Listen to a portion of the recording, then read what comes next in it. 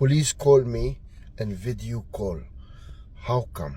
Then they ask about my ATM because you have a problem in your ATM. तो guys अगर आप UAE से पैसे भेजते हो तो ये नियम जानना आपके लिए बेहद ज़रूरी है, नहीं तो बहुत बड़ी मुसीबत में पड़ सकते हो और हो सकते हो तो पूरी ज़िंदगी भी पैसे अगर यूएई में रहोगे उसके बाद भी अपने घर पैसे नहीं भेज सकते हो। इसलिए इस नियम को जान लेना।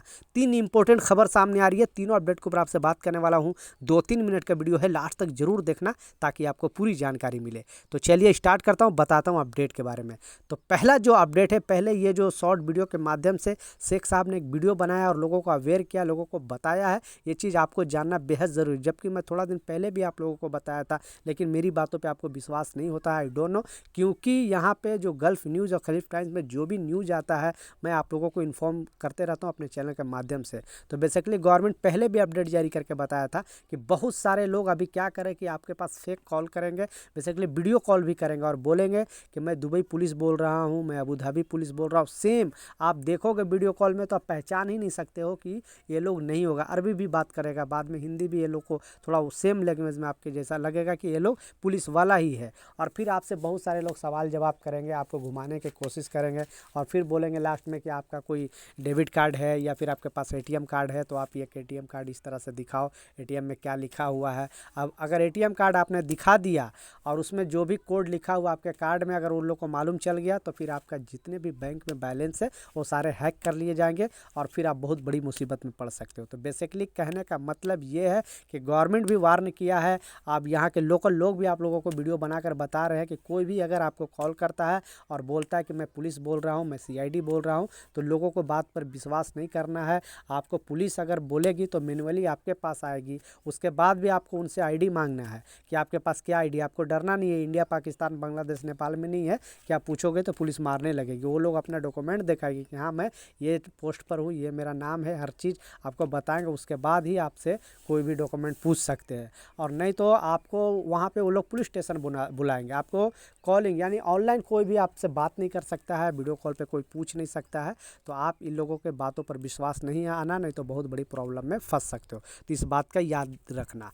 दूसरा जो इम्पोर्टेंट अपडेट है, क्योंकि कल भी मैंने न्यूज़ में बताया था कि गवर्नमेंट ने एक नया नियम लगाया, एक नया अपडेट डाला है और इस अपडेट में क्लियरली बताया गया है, क्योंकि जैसा मालूम है कि 80% जो अभी इंडिया से आते हैं यूएई के अंदर विजिट वीज़ा पे आते हैं।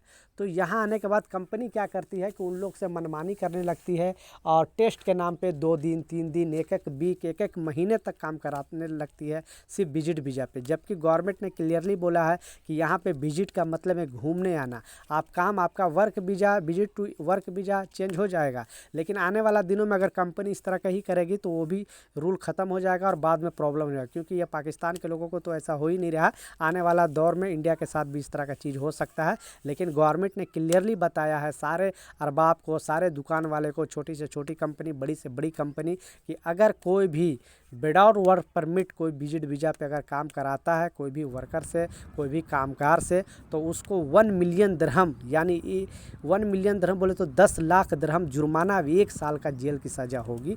तो बेसिकली बिग सलूट है शेख राशिद अल मखदूम जी का और शेख अल नहियान का, जिन्होंने ये कानून बनाया। और ये सही ऐसा होना चाहिए, क्योंकि बहुत सारे वर्करों को कंपनी ऐसे ही बुलाकर फंसाती है, उनको काम नहीं देती है और प्रॉब्लम में डालती है। तो अपना राय नीचे कमेंट सेक्शन में ज़रूर बताना कि ये क्या रूल सही है या आपको रूल कैसा लगा। पहला लास्ट जो सबसे इम्पोर्टेंट अपडेट है, आप अगर इंडिया पैसे भेजते हो, पाकिस्तान पैसे भेजते हो, नेपाल बांग्लादेश कहीं पर भी यूएई से पैसे भेजते हो, क्योंकि 200 कंट्री के लोग यहाँ पे रहते हैं, काम करते हैं, कुछ लोग घूमने आते हैं, कुछ लोग को यहाँ पे ऑफिस है, एक से एक बड़े बड़े ऑफिस है। तो बेसिकली यहाँ से बहुत सारे, दुनिया में सबसे ज़्यादा जो पैसे भेजा जाता है इंडिया में वो दुबई से भेजा जाता है, यानी यूएई से भेजा जाता है। लेकिन अभी 2 कंट्री के ऊपर ये प्रॉब्लम चल रहा है। एक है जो है आपको पाकिस्तान, दूसरा है मिस्र। ये 2 कंट्री के ऊपर अभी यहाँ से पैसा ट्रांसफ़र करने में दिक्कत आ रही है। दिक्कत आ रही है क्या कि बहुत सारे लोग क्या करते थे कि कुंडी से इलीगल तरीके से पैसे भेजते थे, तो अभी यहाँ से पैसा ट्रांसफ़र करने के लिए उन लोग को बहुत प्रॉब्लम आ रहा है।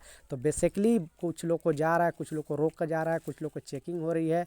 और इस तरह से, क्योंकि आप भी अगर काम कर रहे हो और लगातार आपने 1 साल किसी दूसरे गलत रास्ते से पैसे भेजे और फिर अचानक एक्सचेंज में जाओगे तो वहाँ उन लोग को डिटेल पता चलता है कि आपने इतना इतना दिन पैसा किया क्या, फिर आप पर जांच भी बैठा सकती है पुलिस कि आपने किस तरह से क्या किया, या यहाँ का पैसे कहाँ इन्वेस्ट किया, या फिर आपने घर किस तरीके से पैसे भेजा। तो कहने का मतलब है कि एक्सचेंज के थ्रू ही पैसे भेजना, नहीं तो बहुत बड़ी प्रॉब्लम में फंस सकते हो। और रूल को कड़क कर दिया गया है, रूल को समझ लो आप।